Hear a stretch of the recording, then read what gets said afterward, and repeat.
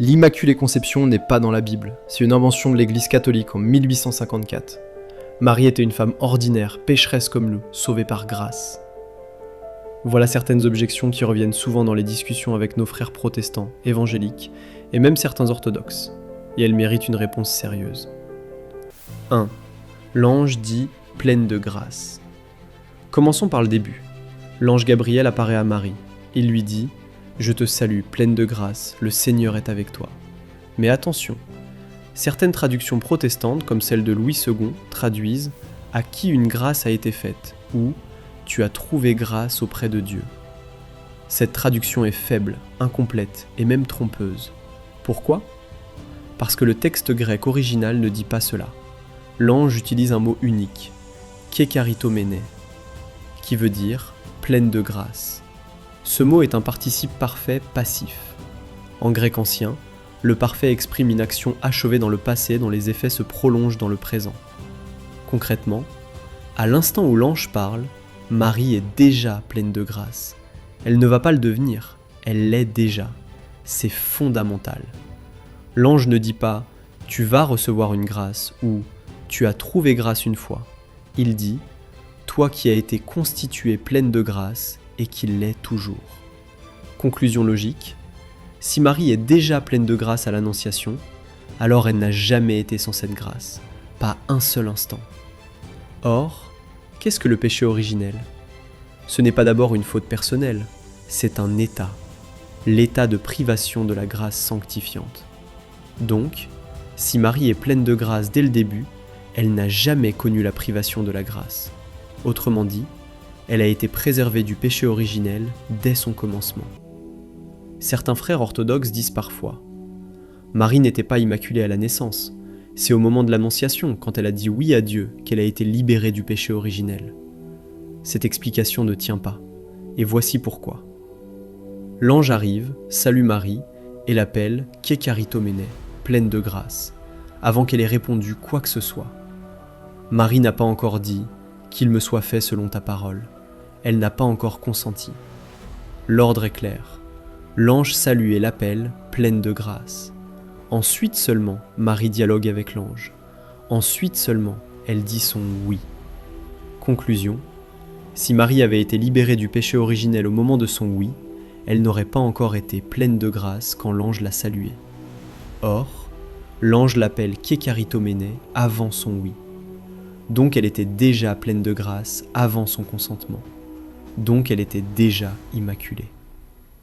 L'explication orthodoxe ne fonctionne pas. Elle ne respecte pas l'ordre du texte biblique. Une autre objection des orthodoxes est celle-ci. Marie a été purifiée du péché originel dans le ventre de sa mère, comme Jean-Baptiste, ou avant sa naissance. 3 problèmes avec cette explication. Premier problème. Rien dans l'Écriture ne le dit. La Bible ne dit nulle part que Marie a été sanctifiée dans le ventre d'Anne. C'est une supposition, pas un texte. Deuxième problème. Jean-Baptiste lui-même, sanctifié dans le ventre d'Élisabeth, n'est jamais appelé kekaritomene, pleine de grâce. Il y a une différence de nature, pas seulement de degré.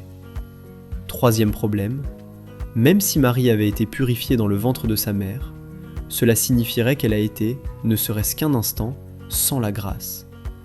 Mais kekaritomene, le participe parfait, indique un état permanent, qui n'a pas eu de début dans le temps conscient.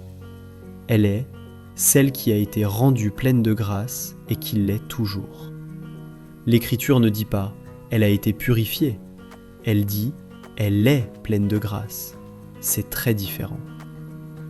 2. Marie bénie comme Jésus. Deuxième point. Quelques jours après la visite de l'ange, Marie va rendre visite à sa cousine Élisabeth.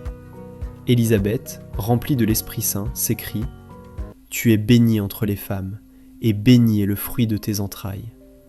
Notez bien le parallélisme.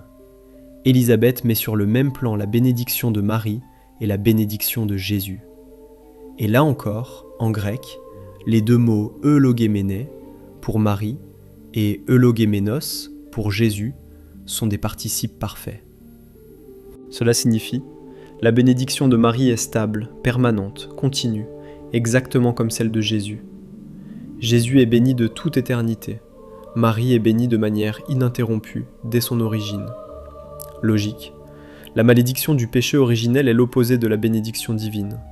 On ne peut pas être la bénie par excellence, la seule bénie, la toujours bénie, et avoir été, ne serait-ce qu'un instant, sous le coup de la malédiction. C'est impossible. Si Marie avait été conçue dans le péché originel, même purifiée ensuite, elle aurait été pour un temps non bénie. Mais l'Évangile dit qu'elle est la bénie, et ce, dès le moment où Élisabeth parle sous l'inspiration de l'Esprit. Donc Marie n'a jamais été sans la bénédiction divine, donc elle n'a jamais eu le péché originel. 3. La mère du Seigneur. Troisième point. Élisabeth ajoute une phrase étonnante. « Et d'où m'est-il donné que la mère de mon Seigneur vienne à moi ?» Mère de mon Seigneur, c'est une façon de dire « mère de Dieu ». C'est le titre le plus haut qui soit pour une créature. Question simple. Une mère de Dieu peut-elle avoir été pécheresse, ne serait-ce qu'un instant ? Posez-vous la question autrement. Si votre propre mère était en prison pour un crime, ne seriez-vous pas, d'une certaine manière, déshonoré ? À plus forte raison pour Dieu. Dieu est saint, parfait, pur. Il ne peut pas être associé au péché. Or, la mère est associée à son fils d'une manière unique. C'est une loi naturelle, inscrite dans le cœur de tout homme. L'honneur de la mère rejaillit sur le fils, et inversement, le déshonneur de la mère atteint le fils. Donc, si Dieu se choisit une mère, il va la traiter comme un vrai fils traite sa mère. Il va la rendre toute belle, toute pure, toute immaculée. Conclusion. Le titre de Mère du Seigneur contient implicitement le privilège de la conception immaculée. 4. La victoire sur le dragon. Quatrième point. Il nous vient du dernier livre de la Bible, l'Apocalypse. Saint Jean voit une femme vêtue du soleil, la lune sous ses pieds et une couronne d'étoiles sur la tête. Elle est poursuivie par un dragon immense, le serpent antique, le diable, Satan. Cette femme, c'est la mère du Messie. Donc c'est Marie. Que se passe-t-il ? Le dragon veut la dévorer, mais la femme lui échappe. Dieu lui donne des ailes pour s'envoler. Le dragon ne peut pas l'atteindre. Pourquoi ? Parce que Marie n'a jamais été sous son emprise. Souvenez-vous de la Genèse. Dieu dit au serpent : « Je mettrai une inimitié entre toi et la femme. » Une inimitié totale, absolue, sans compromis. Or, le péché originel, c'est précisément cette compromission avec le serpent. Pour que l'inimitié soit totale dès l'origine, il faut que Marie ait été préservée de cette morsure. Conclusion. Marie échappe au dragon parce qu'elle n'a jamais été dans son royaume. Elle est la femme victorieuse, l'Immaculée. 5. Ce que la Bible ne dit pas est ce qui compte. On m'objectera, mais la Bible ne dit pas explicitement « Marie a été conçue sans péché ». C'est vrai. Mais l'Écriture ne dit pas non plus explicitement que Dieu est Trinité.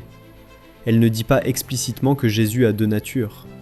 Pourtant, ces vérités sont contenues dans la parole de Dieu. Kécharitomene, pleine de grâce, dès l'origine. Eulogémene, bénie comme Jésus, de manière permanente. Meter tou Kyriou, mère du Seigneur. La femme de l'Apocalypse, qui échappe au dragon. Ces 4 paroles divines aboutissent à une conclusion claire. Marie n'a jamais été privée de la grâce. Marie n'a jamais été sous la malédiction. Marie n'a jamais été du côté du serpent. C'est cela, l'Immaculée Conception. Alors, quand nous, catholiques, croyons que Marie a été conçue sans péché, nous ne faisons qu'accueillir ce que Dieu a déjà dit. Nous ne lisons pas la Bible avec des lunettes humaines. Nous la lisons avec la foi de l'Église, qui, depuis 2000 ans, contemple ces mots. Ce n'est pas la tradition qui invente le dogme, c'est la Bible qui le suggère. Mais ce n'est que la première étape. Car si la Bible pose le fondement, il y a encore une question. Les premiers chrétiens, les pères de l'Église, qu'en pensaient-ils ? C'est ce que nous verrons dans le prochain épisode. Les pères de l'Église et l'Immaculée Conception, ce que croyait l'Orient chrétien.